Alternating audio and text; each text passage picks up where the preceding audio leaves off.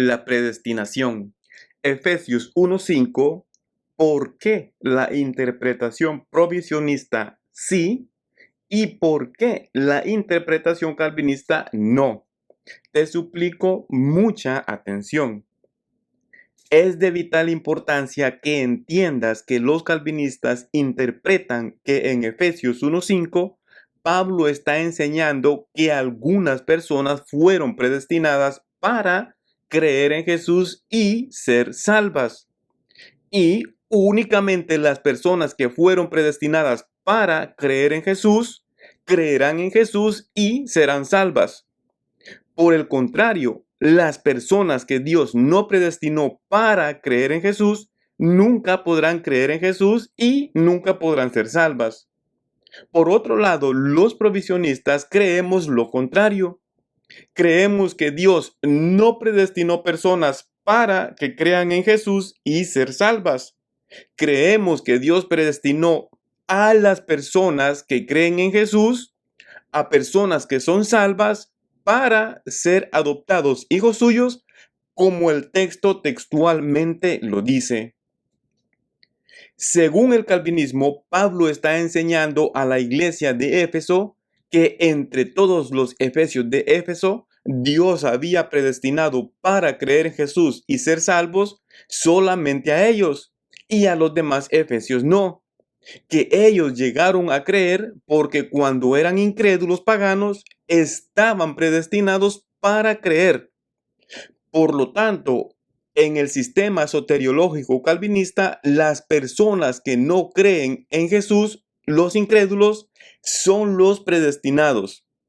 Según el calvinismo, hoy mismo hay incrédulos paganos que están predestinados para que en el futuro crean en Jesús.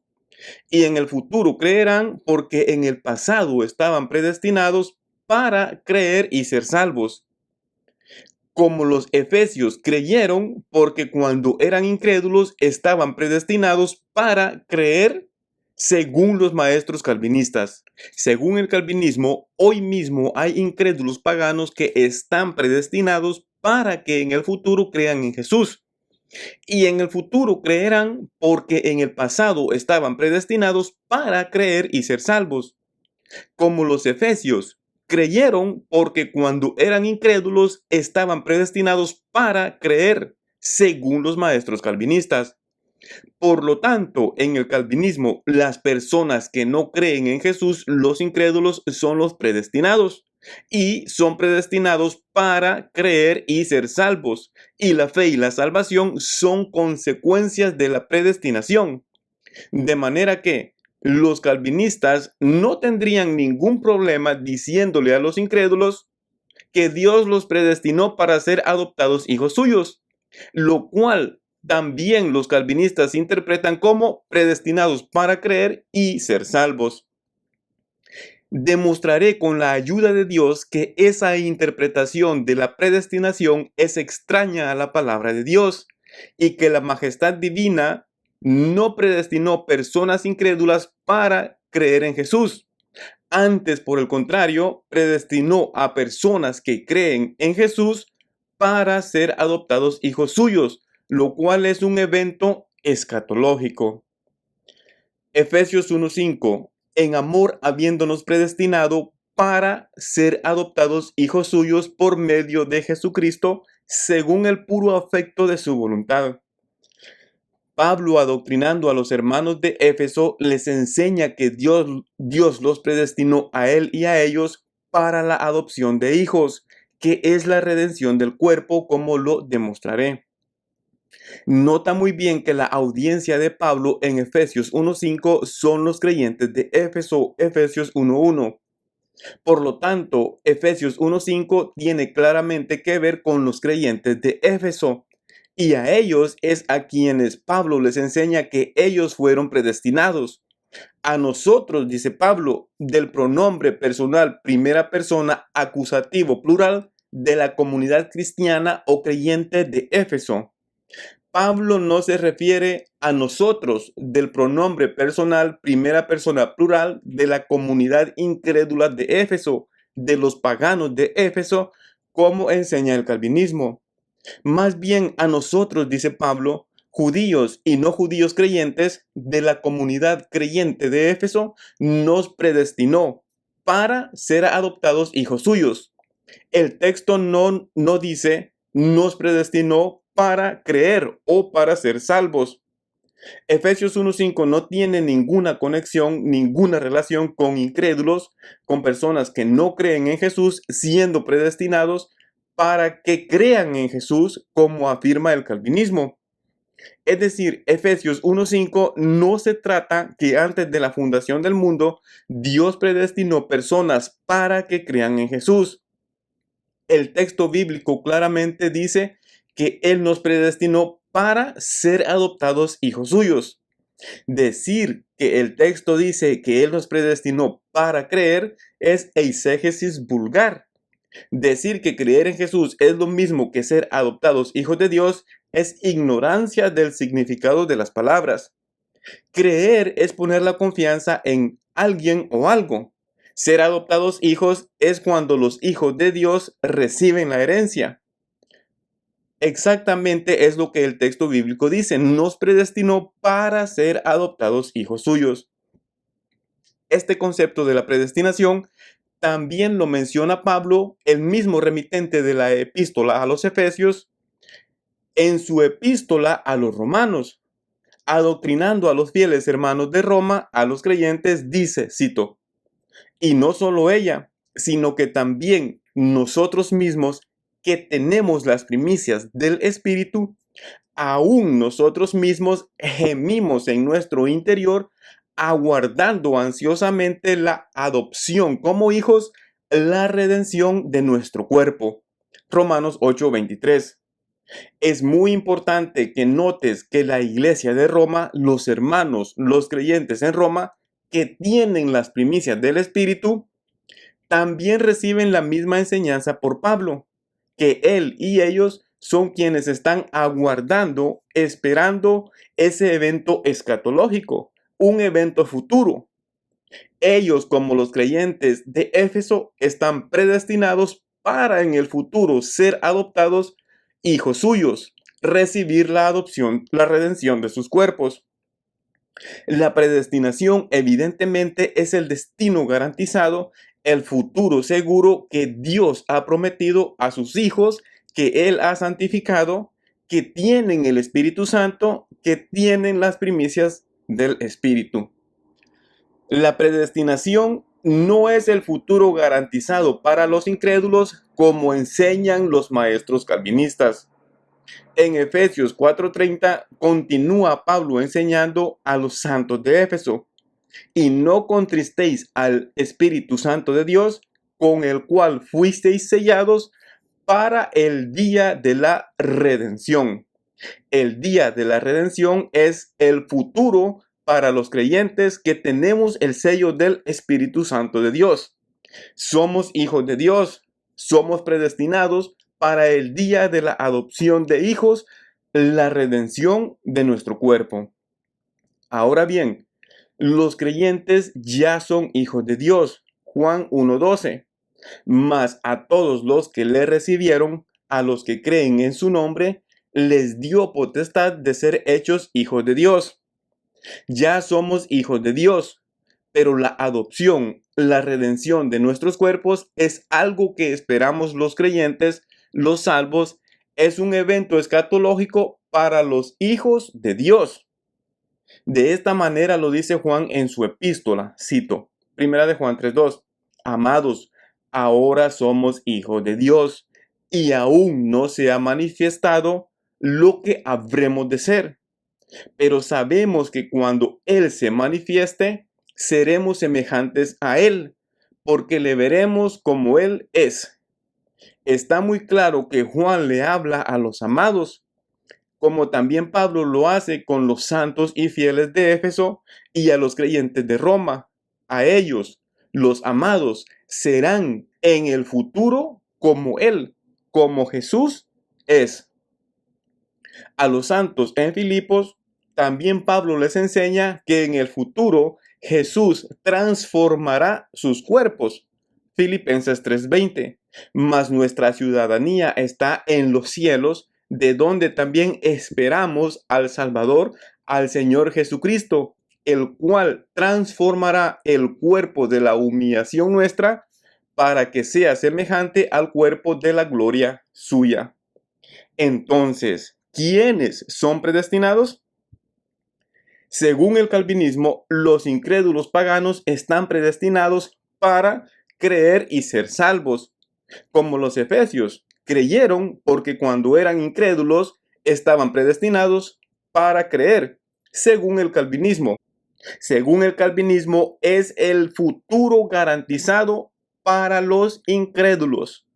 Pero, según Pablo, los predestinados son los santos, los creyentes, los amados, la iglesia, los cristianos, los hijos de Dios, los salvos. Ellos fueron predestinados no para creer, sino para ser adoptados hijos suyos, que es la redención del cuerpo.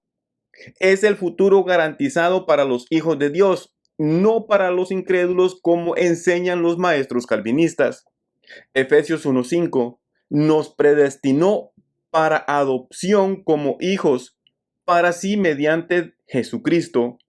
Es por medio de Jesucristo que en el futuro los hijos de Dios recibirán la adopción. Romanos 8:23, también nosotros mismos que tenemos las primicias del Espíritu, aún nosotros mismos gemimos en nuestro interior, aguardando ansiosamente la adopción, la redención de nuestro cuerpo. La predestinación es muy evidente que es para creyentes, para la iglesia, para los hijos de Dios, no para los incrédulos, como afirma el calvinismo. La predestinación no se trata de que antes de la fundación del mundo Dios predestinó qué judíos serían salvos y qué judíos no. Que Dios predestinó qué efesios serían salvos y qué efesios no. Que Dios predestinó qué personas de Roma serían salvas y qué personas de Roma no serían salvas, como enseñan los maestros calvinistas. Por el contrario, personas salvas están predestinadas escatológicamente. ¿Quiénes no son predestinados? Nuevamente, la predestinación no tiene relación con personas no salvas, personas que no creen en Jesús, con incrédulos. Los incrédulos no han sido predestinados para que crean, ni para ser salvos, ni para que reciban la adopción de hijos, como afirman los maestros calvinistas. Los no creyentes no han sido predestinados a ser transformados. Las personas que no creen en Jesús no aguardan, no esperan la adopción, la redención de sus cuerpos. La predestinación no tiene que ver o no está relacionada con inconversos, con incrédulos o con personas que no han recibido a Jesús como Salvador. Tú no puedes decirle a los incrédulos, también ustedes tienen las primicias del Espíritu. Ustedes gimen en su interior. Ustedes aguardan ansiosamente la adopción como hijos, la redención de sus cuerpos. No puedes decir eso a los no creyentes como Pablo no lo dijo a los no creyentes, pero sí puedes decirlo a los creyentes, como Pablo se lo dijo a los creyentes de Roma y a los creyentes de Éfeso.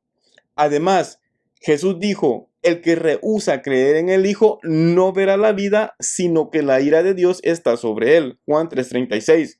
La ira de Dios está sobre los no creyentes, no la predestinación.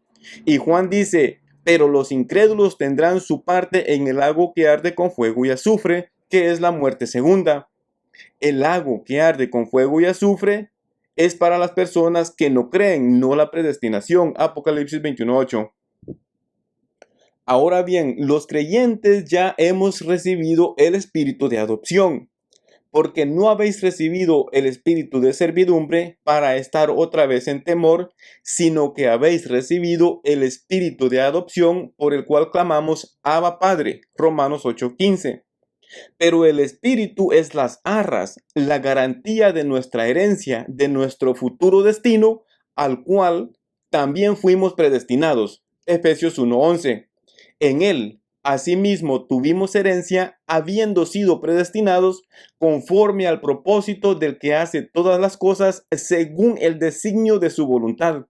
En él también vosotros, habiendo oído la palabra de verdad, el evangelio de vuestra salvación, y habiendo creído en él, fuisteis sellados con el Espíritu Santo de la promesa, que es las arras, la garantía de nuestra herencia hasta la redención de la posesión adquirida para alabanza de su gloria. Y en Efesios 4:30 dice Pablo: no contristéis al Espíritu Santo de Dios, con el cual fuisteis sellados para el día de la redención. Los predestinados tienen el Espíritu Santo de Dios como garantía, como sello. El día de la redención es un acontecimiento escatológico que espera a los predestinados, que han sido sellados con el Espíritu Santo de Dios. Ahora bien, en el cristianismo no te conviertes en hijo por la adopción. Te conviertes en hijo por el nuevo nacimiento. Nacer del Espíritu de Dios te hace hijo. Y la adopción es la manifestación de los hijos de Dios cuando te pones tu nueva toga. Es decir, cuando el Señor te da un cuerpo glorificado, cuando recibes la herencia y reinas con Jesús. Primera de Juan 3:1. Amados, ahora somos hijos de Dios, y aún no se ha manifestado lo que hemos de ser. Pero sabemos que cuando Él se manifieste, seremos semejantes a Él, porque le veremos tal como Él es. La adopción no es el medio por el cual alguien se convierte en hijo. La adopción es el medio por el cual los hijos reciben la herencia. En la cultura grecorromana, los niños tenían una ceremonia de mayoría de edad, en la que se les consideraba adultos, se convertían en herederos legales de los padres y ganaban autoridad sobre la disposición de algunos bienes y propiedades. Uno podría ver esto como paralelo a un bar mitzvah en la costumbre judía. Cuando el tiempo llegaba, al niño se le daba un nuevo atuendo o una nueva toga para acompañar su título y estado, lo que significaría para los demás como distintivo que había superado ese hito, es decir, ese límite. Charles Spurgeon, enseñando un poco sobre este concepto, dice, cito: incluso en este mundo los santos son hijos de Dios, pero los hombres no pueden descubrir que lo son, excepto por ciertas características morales. La adopción no se manifiesta. Los hijos aún no se declaran abiertamente. Entre los romanos, un hombre podía adoptar un niño y mantenerlo en privado durante mucho tiempo, pero había una segunda adopción en público, cuando el hijo era llevado ante las autoridades constituidas, se le quitaba sus antiguas vestiduras y el padre que lo tomaba como hijo le daba vestiduras adecuadas a su nueva condición de vida. Amados, ahora somos hijos de Dios y aún no se ve lo que seremos. Todavía no estamos vestidos con traje que corresponde a la familia real del cielo. Llevamos en esta carne y en esta sangre lo mismo que llevamos como hijos de Adán. Pero sabemos que cuando aparezca el que es el primogénito entre muchos hermanos, seremos como él, le veremos tal como es.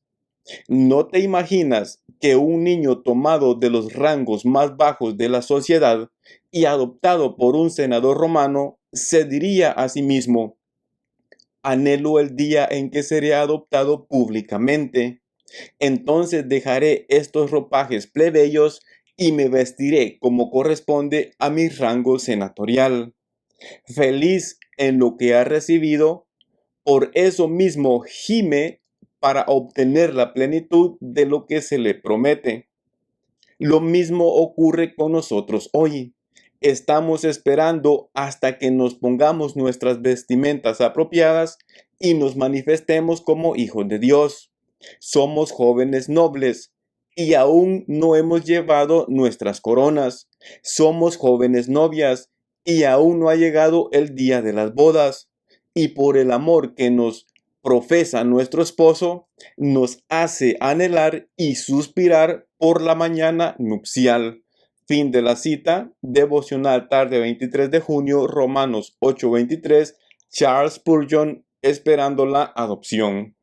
Los dos errores más grandes que los maestros calvinistas cometen son estos. Número uno, ellos aplican a los incrédulos la predestinación. Pablo se la aplica a los creyentes. A nosotros, del pronombre primera persona acusativo plural, Pablo y los creyentes de Éfeso. Número 2. Enseñan que la predestinación es para creer en Jesús y ser salvos. Pablo dice que la predestinación es para ser adoptados como hijos suyos. Para que notes la diferencia, los calvinistas le dicen a los incrédulos que ellos fueron predestinados. Los provisionistas, junto con Pablo, le decimos a los creyentes que ellos fueron predestinados, o nosotros, como dice Pablo.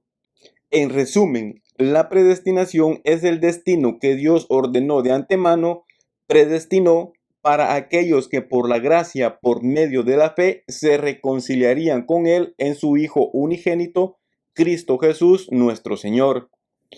Por lo tanto, la predestinación no se trata que Dios predestinó quién va a estar en Cristo y quién no. Por el contrario, la predestinación tiene que ver con el futuro de quienes están en Cristo o lo que van a llegar a ser en el futuro aquellos que están en Cristo. Cualquier persona puede estar en Él, en Jesús, por medio de la fe en Él. Y las personas que están en Él tienen un futuro garantizado. Dios los ha predestinado para ser transformados, para recibir la adopción, la redención de sus cuerpos. Si los calvinistas son consistentes con su doctrina y lo que ellos creen, tendrán que reconocer, tendrán que admitir que ellos cuando eran incrédulos estaban predestinados para ser adoptados hijos suyos, lo cual los maestros calvinistas interpretan como predestinados para creer. Por lo tanto, la predestinación ya fue realizada en ellos. Esa acción tuvo su cumplimiento y su fin cuando ellos creyeron. La predestinación se cumplió, fulminó y terminó porque creyeron, a lo cual estaban predestinados. Así que los calvinistas ya no están predestinados. Los calvinistas ya no deben gemir esperando, aguardando la adopción, la redención de sus cuerpos, porque el propósito para el cual ellos eran predestinados, que era creer, se cumplió, fulminó y terminó cuando ellos creyeron. Deseo terminar diciendo que si la predestinación calvinista es verdad, sería la verdad más triste, más terrible, más cruel y más dura que un padre creyente, que una madre creyente, que un hermano, que un tío, un abuelo, que cualquier creyente podría recibir. Porque después de todo, eso eran aquellos creyentes Rebeca e Isaac, aquellos patriarcas a quienes, según la interpretación calvinista, se les dio semejante noticia.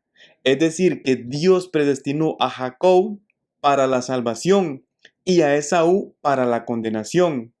Y Dios, si el calvinismo es verdad, no únicamente predestinó para la condenación a Esaú, el hijo del patriarca Isaac, sino que también a todos los descendientes de Esaú.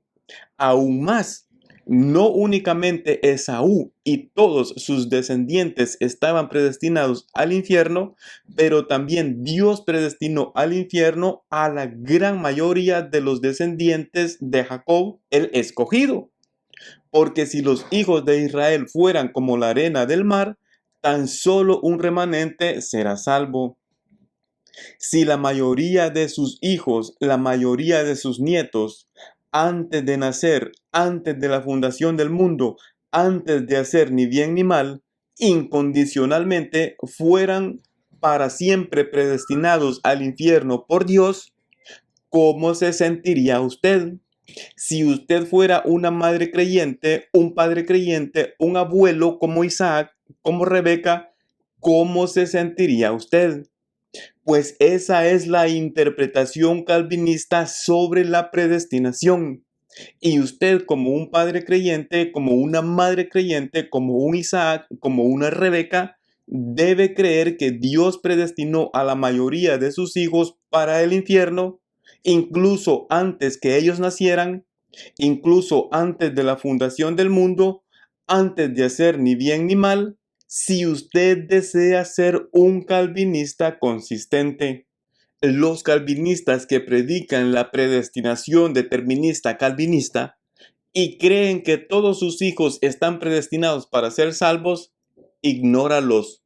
Son inconsistentes fanáticos que predican una cosa y creen otra, que ni ellos mismos creen lo que ellos predican. John Piper, un pastor y maestro calvinista consistente, dice, cito, tengo 3 hijos. Todas las noches, después que se duermen, enciendo la luz del pasillo, abro la puerta de su habitación y camino de cama en cama, imponiendo mis manos sobre ellos y orando. A menudo me conmuevo hasta las lágrimas de alegría y añoranza. Ruego que Karsten Luke se convierta en un gran médico del alma, que Benjamin Young se convierta en el hijo amado de mi mano derecha en el Evangelio, y que Abraham Christian dé gloria a Dios a medida que se fortalece en su fe. Pero no ignoro que Dios pueda no haber elegido a mis hijos para sus hijos, y aunque pienso que yo daría mi vida por su salvación. Fin de la cita. John Piper, ¿cómo ama a un Dios soberano? Una respuesta a Thomas Talbot. Instituciones, libro tercero, capítulo 23, párrafo sexto. Como quiera, pues, que la ordenación de todas las cosas está en las manos de Dios, y según le agradare, puede dar vida o muerte. También ordena con su consejo que algunos desde el seno materno sean destinados a una muerte eterna ciertísima, y que con su perdición glorifiquen su nombre. Instituciones, libro tercero, capítulo 21, párrafo quinto. Nadie que quiera ser tenido por hombre de bien y temeroso de Dios se atreverá a negar simplemente la predestinación, por la cual Dios ha adoptado a los unos para salvación y ha destinado a los otros a la muerte eterna. Instituciones, libro tercero, capítulo 21, párrafo quinto. Llamamos predestinación al eterno decreto de Dios por el que ha determinado lo que quiere hacer de cada uno de los hombres, porque Él no los crea a todos con la misma condición, sino que ordena a unos para la vida eterna y a otros para condenación perpetua. Por tanto, según el fin para el cual el hombre es creado, decimos que está predestinado a vida o a muerte. Instituciones, libro tercero, capítulo 23, párrafo segundo. Preguntan primeramente por qué se enoja Dios con las criaturas que no le han agraviado con ofensa de ninguna clase, porque condenar y destruir a quien bien le pareciere es más propio de la crueldad de un verdugo que de la sentencia legítima de un juez. Y así les parece que los hombres tienen justo motivo para quejarse de Dios, si por su sola voluntad y sin que ellos lo hayan merecido, los predestina a la muerte eterna. Por eso, cuando se pregunta por la causa de que Dios lo haya hecho así, debemos responder porque quiso. Pues si se insiste preguntando por qué quiso, con ello se busca algo superior y más excelente que la voluntad de Dios, lo cual es imposible hallar. Instituciones, libro tercero, capítulo 22, párrafo cuarto. Si los unos fuesen confirmados por su piedad en la esperanza de la salvación, y los otros por su sola defección y alejamiento fuesen desechados, ciertamente San Pablo hablaría muy necia y absurdamente, transportando a los lectores a la elección secreta. Mas si es la voluntad de Dios, cuya causa ni se muestra ni se debe buscar, la que diferencia a los unos de los otros, de tal manera que no todos los hijos de Israel son israelitas. Es en vano querer imaginarse que la condición y estado de cada uno tiene su principio en lo que tienen en sí. San Pablo pasa más adelante, aduciendo el ejemplo de Jacob y Esaú, pues siendo así que ambos eran hijos de Abraham, y estando ambos encerrados juntamente en el seno de su madre, el que el honor de la primogenitura fuese traspasado a Jacob fue como una mutación prodigiosa, por la cual, sin embargo, San Pablo mantiene que la elección de uno fue atestiguada lo mismo que la reprobación del otro. Cuando se pregunta por el origen y causa de esto, los doctores de la presciencia la ponen en las virtudes de uno y en los vicios del otro. Les parece que con dos palabras resuelven la cuestión y afirman que Dios ha mostrado en la persona de Jacob que elige a aquellos que ha previsto que son dignos de su gracia, y en la de Esaú, que reprueba a los que ha previsto que serán indignos de ella. Esto es lo que osadamente se atreve a sostener esta gente. Instituciones, libro tercero, capítulo 22, párrafo quinto. ¿Con qué podrán oscurecer estas palabras los que en la elección atribuyen algo a las obras procedentes o futuras? Ello sería destruir totalmente lo que pretende probar el apóstol, que la diferencia entre estos dos hermanos no depende de ninguna consideración de las obras, sino de la pura vocación de Dios, puesto que Él estableció esta diferencia entre ellos aún antes de nacer.